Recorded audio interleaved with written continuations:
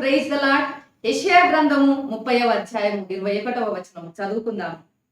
మీరు కుడి తట్టైనను ఎడమ తట్టైనను తిరిగినను ఇదే త్రోవ, దీనిలో నడువుడి అని నీ వెనుక నుండి ఒక శబ్దము నీ చెవులకు వినపడును.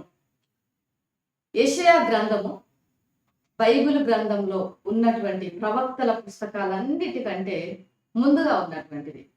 12 ప్రవక్తల పుస్తకాలు ఉన్నాయి పరిశుద్ధ గ్రంథంలో. వాటిలో ఈ గ్రంథము ప్రారంభంగా ఉంది. అయితే యెషయా గ్రంథము మనము చదివినట్లయితే అనేకమైనటువంటి ఎన్నో క్రొత్త విషయాలు, దేవుని యొక్క ప్రణాళికలు, దేవుని ప్రేమ, ఆయన తీర్పులు, ఆయన యొక్క న్యాయం అన్నీ కూడా మనము తెలుసుకోగలము. ఈ ప్రవక్తలు అనేవారు దేవుని యొక్క నోటికి బూరగా వాడబడినారు. దేవుని యొక్క హృదయంలో ఉన్న మాటలను వారు దేవుని పక్షాన నిలబడి ప్రజలకు తెలియజేసినారు.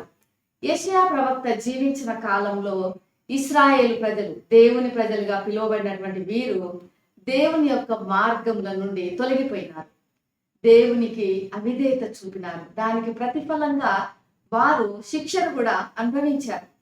దానికి ప్రతిఫలంగా వారు మరి దేవుని నుంచి వచ్చినటువంటి ఉగ్రతను కూడా వాళ్ళు అనుభవించారు. ఇక్కడ ఈ యొక్క ధ్యాన వచనంలో మనం చూసినట్లయితే వారు వారి యొక్క అవిధేయతను విడిచి దేవుని తట్టు తిరిగితే దేవుడు వారి పట్ల తన కనికరమును, తన మహాకృపను చూపుతానని ఇశ్రాయేలీలకు ఎంతో అద్భుతమైనటువంటి, ఎంతో ప్రోత్సాహకరమైనటువంటి వాగ్దానమును ఇస్తున్నారు. వారు ఎంత కష్టమైన మార్గంలో ప్రయాణం చేసినప్పటికీ దేవుడు వారికి సహాయం చేస్తానని, వారికి మార్గంను చూపుతానని ఆయన వాగ్దానం చేస్తున్నాడు. ఇదే త్రోవ, దీనిలో నడువుడి అని వెనుక నుండి ఒక శబ్దం ఏ రీతిగా వినపడుతుందో ఆ మాదిరిగా దేవుడు వారిని సరి అయిన మార్గంలో కుడికి ఎడమకు తొలగిపోకుండా నడిపించటానికి ఆయన తన స్వరాన్ని వినిపింపజేస్తారని ఆయన తెలియజేస్తున్నాడు. అందరూ కూడా ఆయన స్వరాన్ని వినాలని దేవుడు కోరుకుంటున్నాడు.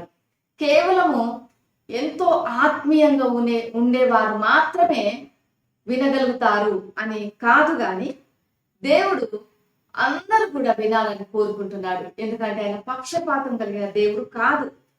మనలో ప్రతి వారు కూడా ఆయన స్వరము వినగలిగినటువంటి సామర్థ్యమును పొంది ఉండవచ్చు. ఎలా మనము ఆ సామర్థ్యాన్ని కలిగి ఉండగలము, పొందుకోగలము అంటే ఆయనతో మనం అతి సన్నిహితమైన సంబంధాన్ని బలపరుచుకోవాలి. యేసు క్రీస్తుల వారు ఎప్పుడైతే సిలువలో తన యొక్క బలియాగమును జరిపించాడో అప్పుడే మానవునికి దేవునికి మధ్య అడ్డుగోడగా ఉన్నటువంటి ఆ తెర, దేవాలయపు తెర పైనుండి క్రిందకు చినిగింది. అప్పుడు అతి పరిశుద్ధ స్థలంలోనికి ఎలాంటి ఆటంకాలు లేకుండా ప్రవేశించగలిగినటువంటి ఆధిక్యతను దేవుడు మనకు అనుగ్రహించారు. అలానే తండ్రి అయిన దేవునితో అతి సన్నిహితమైనటువంటి సంబంధమును యేసు క్రీస్తుల ద్వారా మనము మరి కలిగి ఉండవచ్చును. దేవుని స్వరము వినుట విషయంలో కూడా మరి మనం ఎంతో ఆసక్తిగా ఉన్నప్పుడు ఆ స్వరాన్ని వినగలిగినటువంటి కృపను కూడా దేవుడు మనకిస్తారు. అయితే యేసు క్రీస్తుల వారి కాలంలో అంటే గొర్రెల కాపరులు వారి మందలను కాసుకుంటూ ఉండేవారు. మరి రకరకాల ప్రజలు లేదా వేరు మందలు వారికి కలిగి ఉండేవి. ఆ వేరు మందలు కొన్నిసార్లు ఒకే దొడ్డిలో నిద్రించవలసి వచ్చేవి రాత్రిపూట. మరి అలాంటి పరిస్థితులలో ఉదయకాలంన వారి యొక్క కాపర్లు వచ్చి వారి గొర్రెలను వారికి సంబంధించినటువంటి భాషలు సైన్యాల ద్వారా పిలిచినప్పుడు ఏ గొర్రె ఆ కాపరి యొద్దకే వెళ్ళేటివి. ఎందుకంటే గొర్రెలు వారి కాపర్ల యొక్క స్వరమును ఎరుగును, గుర్తుపడతాయి. ఆ కాపరి యొద్దకే అవి వెళ్తాయి, పక్క కాపరి యొద్దకు వెళ్ళవు. ఎందుకంటే అవి బాగుగా గుర్తించును కాబట్టి.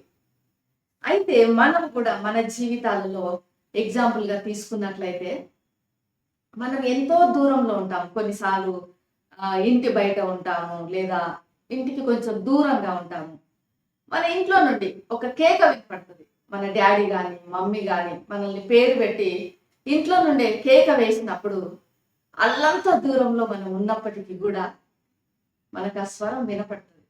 లేక మన స్నేహితులు, మన ఫ్రెండ్స్, క్లోజ్ ఫ్రెండ్స్ ఎక్కడో దూరం నుండి కేక వేసినప్పుడు మనం ఖచ్చితంగా వారు ఎవరో వారి పేరుతో సహా మనం గుర్తించగలము. ఫోన్లలో కూడా కొన్నిసార్లు అన్నోన్ నెంబర్స్ ద్వారా మనకు ఫోన్లు వస్తుంటాయి.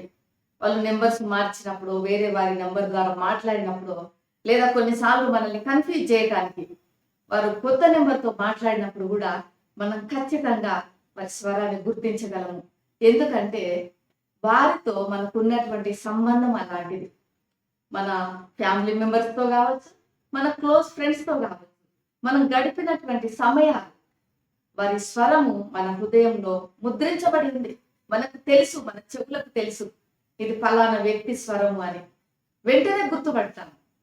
అలానే యేసు ప్రభువుల వారి యొక్క స్వరాన్ని కూడా మనం ఎలా గుర్తించగలము? మరి అలా గుర్తించాలి, అంత సామర్థ్యం మనకు ఉండాలి అంటే మనం ఏం చెయ్యాలి అనగా, మనం కూడా మన ఫ్యామిలీ మెంబర్స్తో, మన క్లోజ్ ఫ్రెండ్స్తో సమయం ఎలా గడుపుతామో అదే ప్రకారంగా యేసయ్య సన్నిధిలో మనం కూర్చొని ఆయనతో ఏకాంత సమయం గడిపినప్పుడు, ఆయన వాక్యమును చదివి ఆయన యొక్క సన్నిధిలో సమయం గడిపినప్పుడు, ప్రార్థన ద్వారా, వాక్యం ద్వారా మనం ఎంత సమయం గడిపితే అంతగా ఆయనతో సంబంధాన్ని మనము కట్టుకోగలము, బలపరుచుకోగలము.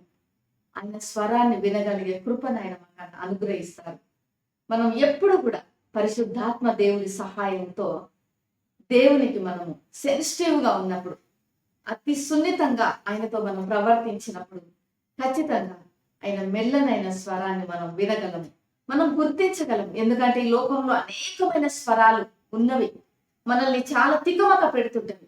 కొన్నిసార్లు మనకు తెలియదు ఇది దేవుడు మాట్లాడుతున్నాడా, నిజంగా దేవుడు అడుగుతున్నాడా నన్ను వెళ్ళమని, దేవుడు చెప్పుతున్నాడా ఇది చెయ్యమని, ఇది నిజంగా దేవుని చిత్తమా అని మనము కన్ఫ్యూజ్ అవుతుంటాము చాలాసార్లు. కొన్నిసార్లు మన స్నేహితులతో అడుగుతుంటాము ఇది దేవుని స్వరమేనా, దేవుని చిత్తమేనా అని మన కాపర్లను అడుగుతుంటాము. కానీ ఖచ్చితంగా ఇదే అని మనం తెలుసుకోవాలి అంటే అది దేవుని సన్నిధిలో సమయం గడిపినప్పుడు మాత్రమే సాధ్యం. ఆయనతో ఎంత సమయం గడిపితే అంతగా ఆయనకు మనము దగ్గరవుతాము, సమీపంగా వెళ్ళగలము, ఆయన స్వరాన్ని మనం గుర్తించగలము. మరి ఈ ఉదయకాల సమయంలో మీ జీవితంలో ఎలాంటి త్రోవలలో నడుస్తున్నారో, యేసయ్య అయితే మీరు కుడికి వెళ్ళకూడదు, ఎడమ తట్టు కూడా వెళ్ళకూడదు, ఇది సరి అయిన మార్గము అని చెవులలో ఒక శబ్దాన్ని వినిపింపజేస్తానని తెలియజేస్తున్నాడు. ప్రియమైనటువంటి వారలారా, మీ త్రోవలు సరి అయిన మార్గంలో ఉండాలి అంటే, మీ మార్గములు దేవునికి చిత్తానుసారంగా ఉండాలి అంటే ఆయన స్వరాన్ని వింటూ మనం ఎడమ తట్టు కుడి తట్టు తిరగకుండా సిలువ వైపు చూస్తూ, మనము సిలువ మీద మాత్రమే దృష్టి ఉంచుతూ మనం నడిచినప్పుడు దేవుడు ఖచ్చితంగా మనం వెళ్ళవలసిన మార్గంలో మనల్ని నడిపిస్తాడు, మనం చేరవలసిన గమ్యానికి మనల్ని చేరవేస్తాడు. కాబట్టి ఈ ఉదయకాల సమయంలో ఆయన సన్నిధిలో వాక్యము ద్వారా, ప్రార్థన ద్వారా సమయం గడుపుతూ ఆయనతో సంబంధాన్ని బలపరుచుకుందాము, ఆయన స్వరాన్ని విందాము, సరి అయిన మార్గంలో నడుద్దాము. ప్రేమ నమ్మకం కలిగిన పరలోక తండ్రి పరిస్థితుల్లో నీకు వందనాలు చెల్లిస్తున్నాను. ఈ ఉదయకాల సమయంలో ప్రభువా, మేము ఎడమ తట్టైనను కుడి తట్టైనను తిరగకుండా సిలువ పైన దృష్టి ఉంచి మేము సరి అయిన మార్గంలో నడవటానికి నీ కృపను మాకు దయచేయండి. నీ చిత్తాన్ని మేము తెలుసుకొని నీ చిత్తానుసారంగా జీవించుటకు, నీ మార్గంలో నడుచుటకు నీ కృపను అనుగ్రహించమని యేసు నామములో ప్రార్థిస్తున్నాను తండ్రి, ఆమేన్. దేవుడు మిమ్మల్ని దీవించును గాక.